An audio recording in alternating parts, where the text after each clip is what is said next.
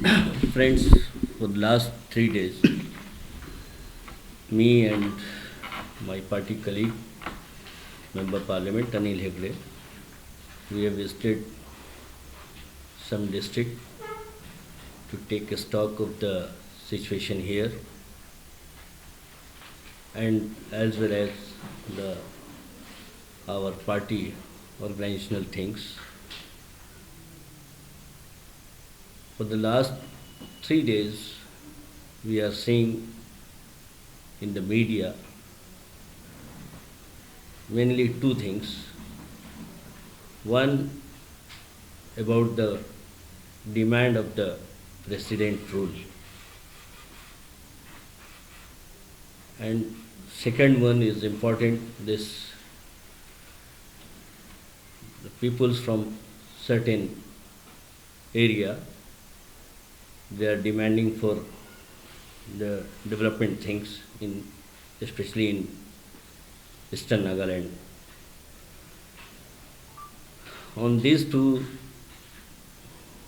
issues, party view is very clear that president rule is not the solution. Instead, we are demanding with the central government, so they should come with solution before this election. And president rule is not at all is a solution for this Naga problem. We, the party, as a democratic socialist, you know that our party ideologue, late Jayaprakash Narayan, through dialogue, through touring the state, all of you know what was the situation in 60s here in Nagaland. So we are not agree for this demand of president rule. Second, most important, we are totally with those people, those organizations who are talking about the negligence of the state government or the central government in the eastern Nagaland, and the party is with them, and we can assure that in the next government, if will come, we will fulfill their demand of the development in that region. We have been observing the statements of various groups and various political groups in the last few days, mostly regarding the president's rule and regarding the demand for frontier Nagaland. My party is of the opinion that election should be held on schedule, and moreover, since the mandate of the 2018 election was election for solution, we appeal to the we want to have the solution before the election, and moreover, our party believes that the failure to resolve the Naga political issue is at the root of instability in Nagaland. Its resolution is fundamental for lasting peace and prosperity of the Nagas.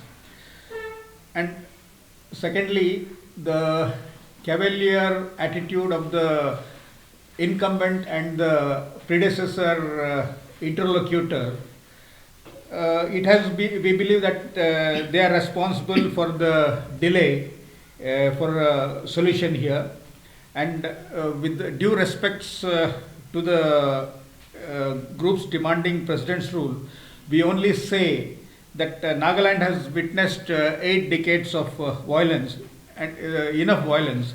So we appeal to them to desist from making statements that will give a handle to the anti-democratic forces to prolong the unrest and take advantage of the vulnerability of the Nagas. Friends, JDU is a democratic socialist party. We have always been concerned about the northeastern states and Nagaland, and similarly we are also concerned about the northeastern part of Nagaland also. And history is witness to the struggle waged by Honorable Azad Fizo, and thousands of Nagas have shed blood, and immense sacrifice has been done to integrate the Naga inhabited areas into one administrative unit. And now we humbly appeal to the conscience of the Nagas that whether bifurcating Nagaland will bring peace to the martyrs' souls who laid down their lives for the cause of integration. We have taken serious note of the demand of NPO regarding carving out a state called Frontier Nagaland. My party leader, Mr. Nitish Kumar, who has always been for uniform development of all regions in the country and removal of imbalances inside the state. So we are like Afagji said, we are with these groups in demanding more funds from the center so that this can be distributed to those northeastern part of Nagaland, those districts where development can take place. And the separate state, the demand for a separate state of Nagaland will cause, we believe that will cause immense harm for the consolidation of Naga tribes unity. And considering the services, sacrifices of the people who have laid down their lives, we appeal to the NPO that for the culture, identity and upliftment of Nagas, that they should not resort to any action which will weaken the unity of the Nagas.